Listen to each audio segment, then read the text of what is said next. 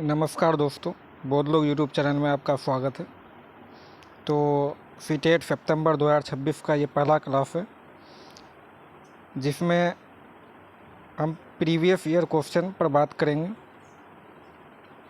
2026 फरवरी में जो सीटेट का एग्ज़ाम हुआ था, तो जो उसमें प्रश्न पूछे गए थे सीडीपी में 30 प्रश्न, उन सभी 30 प्रश्नों को इस वीडियो में हम देखने वाले हैं। तो इस वीडियो को पूरा देखिएगा दोस्तों। तो चलिए शुरू करते हैं। जैसा कि आप स्क्रीन पर देख सकते हैं दोस्तों, प्रश्न संख्या 1 आप लोग देख सकते हैं।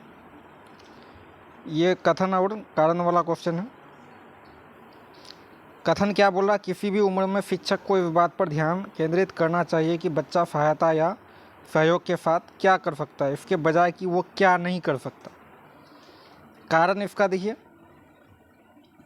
लेव वाइवोस्की ने प्रस्ताव दिया कि सीखने में केवल वही व्यवहार शामिल होने चाहिए जो बच्चा स्वतंत्र रूप से कर सकता है। तो इसमें आप देख सकते हैं ए और आर। तो किसी भी उम्र में शिक्षक को इस बात पर ध्यान केंद्रित करना चाहिए कि बच्चा सहायता या सहयोग के साथ क्या कर सकता है। तो किसी भी उम्र में नहीं, एक स्पेसिफिक उम्र में ध्यान देना चाहिए। तो ये कथन आपका गलत हो गया। ठीक है दोस्तों। उसके बाद कारण आप लोग देखिए, कारण क्या बोला, लेव वाइगोस्की ने प्रस्ताव दिया कि सीखने में केवल वही व्यवहार शामिल होने चाहिए जो बच्चा स्वतंत्र रूप से कर सकता है। नहीं, तो ये भी गलत हो गया, ये भी गलत हो गया। तो ए और आर दोनों गलत हो जाएगा। तो देखिए कौन सा ऑप्शन में है, जो कि आपका ऑप्शन 3 में है। ए और आर दोनों गलत। चलिए नेक्स्ट क्वेश्चन देखिए दोस्तों। क्वेश्चन नंबर 2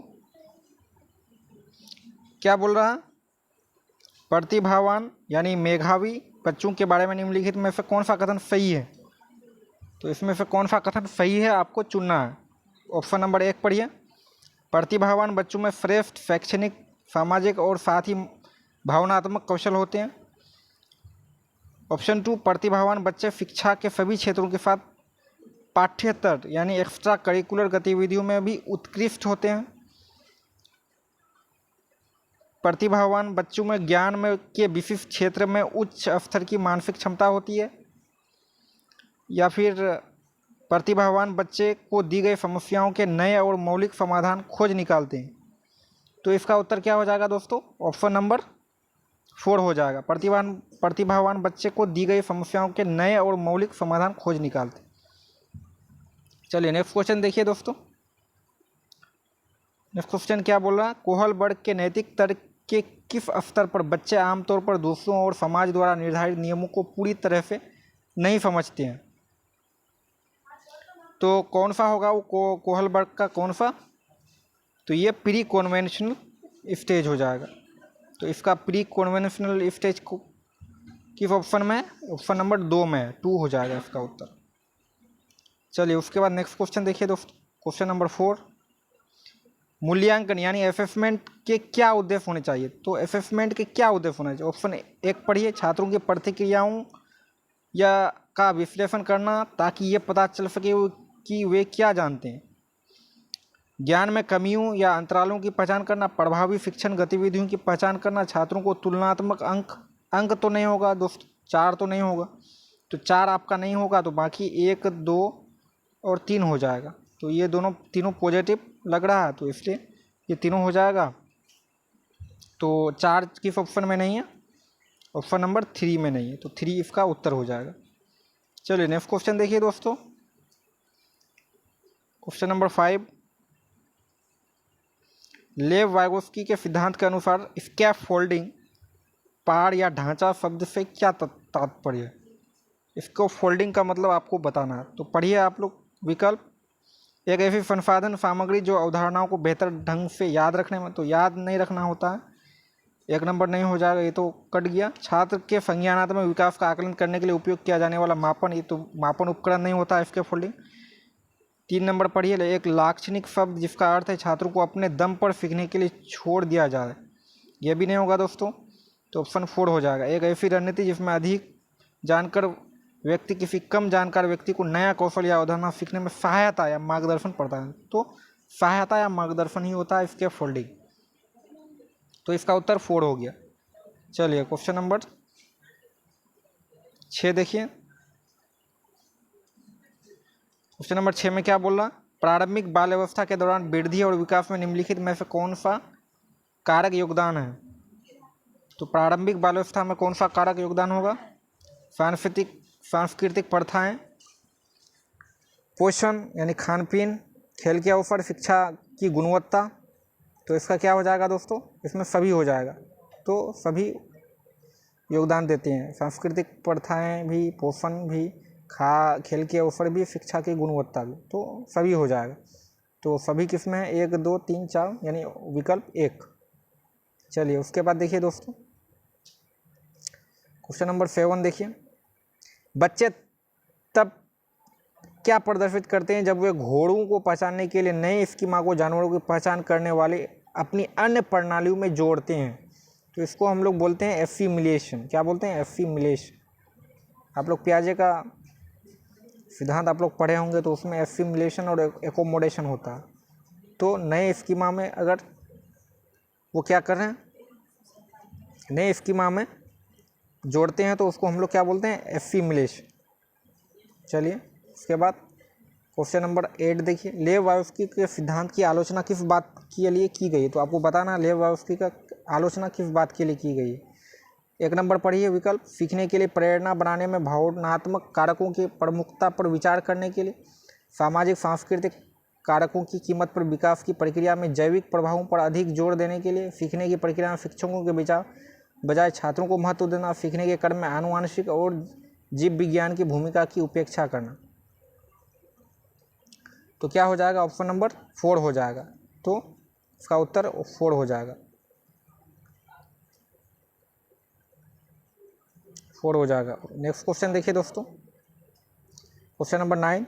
शरीर और मस्तिष्क की वृद्धि, संवेदी क्षमताएं और मोटर कौशल किसका हिस्सा है।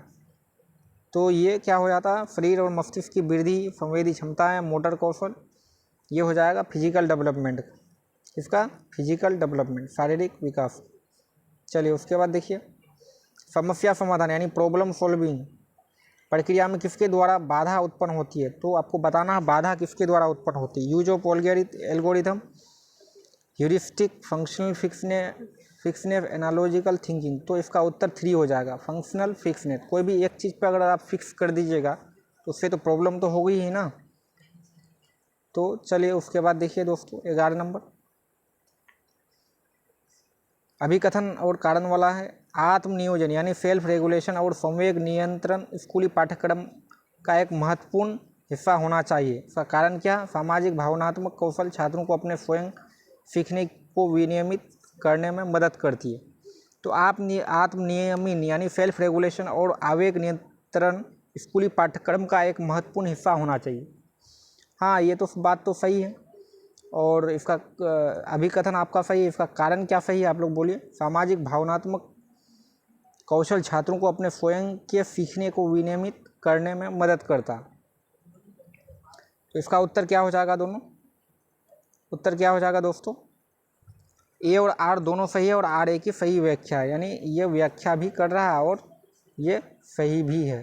तो इसका उत्तर क्या हो जाएगा, 1 हो जाएगा। चलिए उसके बाद देखिए प्रश्न 12, निम्नलिखित में से कौन सा आयु वर्ग मध्य बाल यानी मिडिल चाइल्डहुड से मेल खाता है। तो मिडिल चाइल्डहुड कौन सा होता है, 6 से 11 वर्ष। तो 6 से उत्तर ए हो जाएगा, 1 नंबर। उसके बाद ये फिर एफर्सन रीजन वाला क्वेश्चन है, देखिए अभिकथन और कारण वाला। सीखने के लिए मूल्यांकन यानी असेसमेंट फॉर लर्निंग सुनिश्चित करने के लिए मानकीकृत परीक्षणों के बजाय छात्र के सीखने में सहायता के लिए प्रतिक्रिया फीडबैक प्रदान करने हेतु शिक्षक द्वारा बनाए गए कार्यों को शामिल किया जाना चाहिए। क्या ये तो सही है, ये अभिकथन सही है। अब कारण पढ़िए, मानकीकृत परीक्षण सीखने के लिए मूल्यांकन के बजाय सीखने के मूल्यांकन के साथ अधिक संरेखित होती है। हाँ ये भी सही है और कारण भी सही है। तो इसका उत्तर क्या हो जाएगा, ए हो जाए। ए और आर दोनों सही है, आर ए की सही व्याख्या करता है। चलिए उसके बाद देखिए प्रश्न 14 FF1 फिर अभिकथन और कारण वाला क्वेश्चन आ गया। बच्चों का विकास आनुवंशिक कोड के प्रकट होने का सीधा परिणाम है।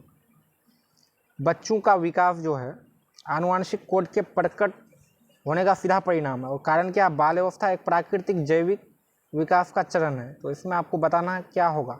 ए और आर दोनों सही है, आर ए की सही व्याख्या है, ए और आर दोनों गलत है। ए और आर दोनों सही है लेकिन आर ए की सही व्याख्या नहीं है, ए और सही है लेकिन आर गलत है। तो इसका उत्तर क्या हो जाएगा, दोनों गलत है, ए और आर दोनों गलत है। चलिए उसके बाद देखिए प्रश्न 15 फिर से अभिकथन और कारणों का क्वेश्चन आ गया। शिक्षकों को देखिए दोस्तों क्या बोल रहा है, सॉरी दोस्तों, देखिए क्या बोल रहा है।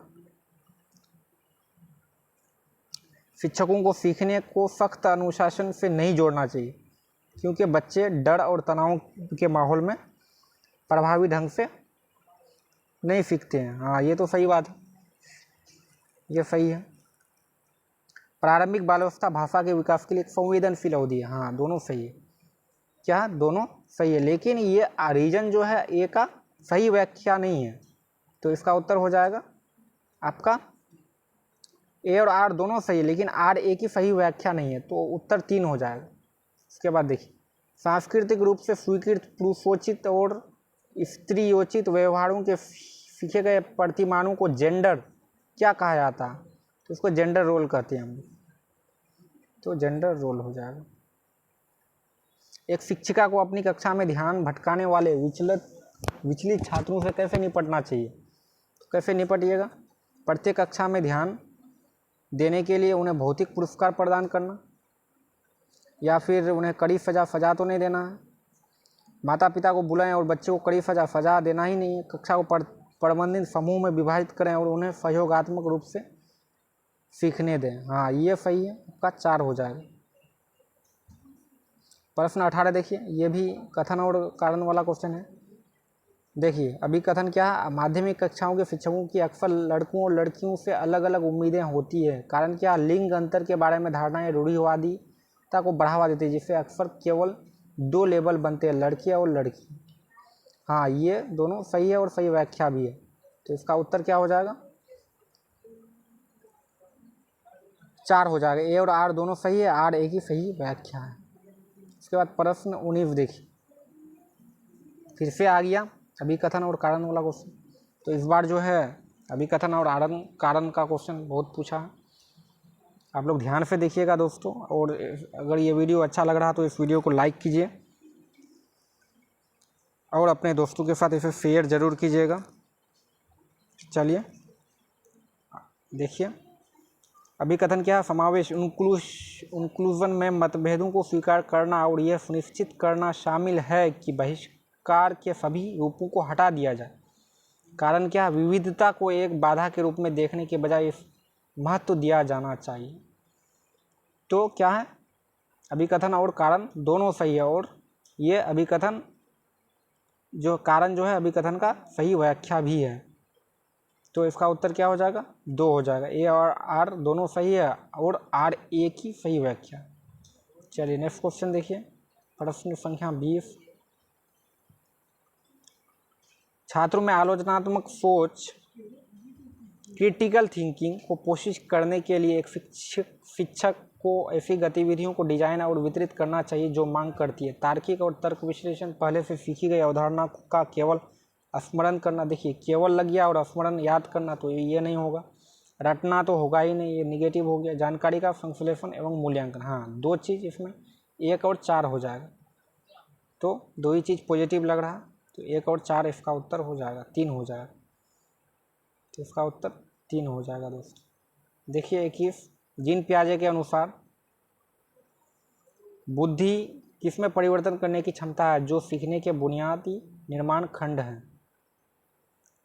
Concept, cognitive map, schema, association. तो इसका उत्तर क्या हो जाएगा, स्कीमा हो जाएगा। तो बहुत इजी क्वेश्चन है, 3 हो जाएगा स्कीमा। प्रश्न 22 देखिए, एक रचनावादी यानी कंस्ट्रक्टिविस्ट कक्षा का तात्पर्य क्या है। ध्यान ज्ञान के पुनरुत्पादन रिप्रोडक्शन पर ध्यान देना। देखिए रिप्रोडक्शन पर ध्यान नहीं देना, कुछ आपको नवाचार करना, यही होता कंस्ट्रक्टिव, कुछ नया करना। सीखने को एक निष्क्रिय नहीं, ये एक्टिव होता है। एकाधिक शैक्षणिक रणनीति मल्टीपल पेडागोजिकल स्ट्रेटेजी, हाँ ये सही है आपका। मल्टीपल आप पेडागोजिकल स्ट्रेटेजी उपयोग कीजिए, एक से अधिक शैक्षणिक रणनीति उपयोग कीजिए, इसी का एक तात्पर्य होता कंस्ट्रक्टिविस्ट अप्रोच। तो इसका उत्तर 3 हो जाए। चलिए उसके बाद देखिए प्रश्न 23, डिस्लेक्सिया एक है, तो डिस्लेक्सिया क्या होता है? डेवलपमेंटल रीडिंग डिसऑर्डर, यानी विकासात्मक पठन विकार, ये हो जाए। इसको आप लोग याद रखिएगा। चलिए 24 देखिए, फिर से अभिकथन और कारण का क्वेश्चन आ गया। अभिकथन क्या है? प्रभावी शिक्षण में छात्रों को संगठित तरीके से जानकारी प्रस्तुत करना और चर्चा के अवसर प्रदान करना शामिल है। कारण क्या? सीखना मुख्य रूप से जानकारी को याद करने और उसे दोबारा प्रस्तुत करने की प्रक्रिया नहीं, ऐसा तो नहीं है। तो कारण तो आपका गलत हो गया। प्रभावी शिक्षण में छात्रों को संगठित तरीके से जानकारी प्रस्तुत करना और चर्चा के अवसर प्रदान करना शामिल है। हाँ ये सही लग रहा है, तो ये सही है लेकिन आर गलत। ये सही है लेकिन आर गलत है। आप लोग देख सकते हैं कौन सा ऑप्शन में है। ये सही है लेकिन आर गलत है, 3 हो जाएगा। तो इसका उत्तर 3 नंबर हो जाएगा। उसके बाद देखिए 25, ध्यान अभाव अतिक्रियता विकार, यानी जिसको हम लोग ADHD से पीड़ित बच्चों के लिए निम्नलिखित में से कौन सी एक प्रभावी शिक्षण रणनीति है? लंबे और बिना रुके व्याख्यानों को शेड्यूल करना, नहीं लंबा नहीं करना है इसमें दोस्तों, में छोटा छोटा गैप लेना, लगातार आलोचनात्मक मौखिक लगातार नहीं करना, ऐसे काट देना जिसमें एक साथ कई काम उपयोग हो, विजुअल एड और व्यवहारिक गतिविधियों का उपयोग करना। तो इसका उत्तर 4 हो जाएगा। विजुअल एड और व्यवहारिक गतिविधियों का उपयोग करना होगा। चलिए 26 देखिए, मस्तिष्क सेरेब्रल पाल्सी की शुरुआत लक्षणों की पहचान किसमें होने वाले लंबे विलंब से की जा सकती है? तो इसका उत्तर क्या हो जाएगा? 2 हो जाएगा। सूक्ष्म स्थूल गति कौशल, यानी fine motor and gross motor. 27 नंबर देखिए, बच्चों का विकास सटीक रूप से पूर्वानुमान योग एक सरल एकात्मक प्रक्रिया, एक नियंत्रित अनिश्चित, एक एकीकृत प्रक्रिया, यूनिफाइड प्रोसेस। तो यही 4 हो जाएगा। यूनिफाइड प्रोसेस एकीकृत प्रक्रिया होती है। प्रश्न 28 देखिए, जीन पियाजे के सिद्धांत में बुद्धि किसके विकास के बारे में है? सांस्कृतिक उपकरणों का उपयोग करने की क्षमता, अपनी मूल प्रवृत्तियों पर नियंत्रण, भावनात्मक परिपक्वता या कोग्निटिव स्कीमा। तो इसका उत्तर कोग्निटिव स्कीमा हो जाएगा। तो आप लोग ध्यान में रखिएगा दोस्तों। 29 देखिए, क्या बोल रहा, पढ़िए। अवधारणाओं को प्रस्तुत करने का निम्नलिखित में से कौन सा कर्म प्रभावी शिक्षण के पक्ष में है? याद से अज्ञात, जटिल से सरल, प्रतिष्ठित से प्रतीकात्मक, अमूर्त से अमूर्त। तो इसका उत्तर क्या हो जाएगा? 1, ज्ञात से अज्ञात। लास्ट क्वेश्चन देखिए दोस्तों, प्रश्न संख्या 30, ज्ञान निर्माण के रचनावादी दृष्टिकोण यानी कंस्ट्रक्टिविस्ट अप्रोच छात्रों को इसके लिए प्रोत्साहित करते हैं। तो सामग्री को रटकर याद करना नहीं, ये तो नहीं होगा। साथियों के साथ बातचीत और सहयोग करना हो सकता है। किसी समस्या को हल करने की एक ही तरीका नहीं, आपको मल्टीपल अप्रोच का यूज करना कंस्ट्रक्टिविस्ट में। अपनी सांस्कृतिक समझ को त्याग देना नहीं, सांस्कृतिक समझ को त्यागना थोड़ा होता है। 2 हो जाएगा, उत्तर 2 हो जाएगा। तो दोस्तों आज इतना ही क्वेश्चन था। CDP का 30 क्वेश्चन हमने डिस्कस किया, जो कि 2026 फरवरी में सीटेट में पूछा हुआ क्वेश्चन था। और फिर अगर आप लोग चाहते हैं कि इसी तरीके से प्रीवियस ईयर क्वेश्चन आप लोगों के सामने लाया जाए, तो इस वीडियो को लाइक कीजिए और ज़्यादा से ज़्यादा शेयर कीजिए और इस चैनल को सब्सक्राइब कर लीजिए दोस्तों। धन्यवाद।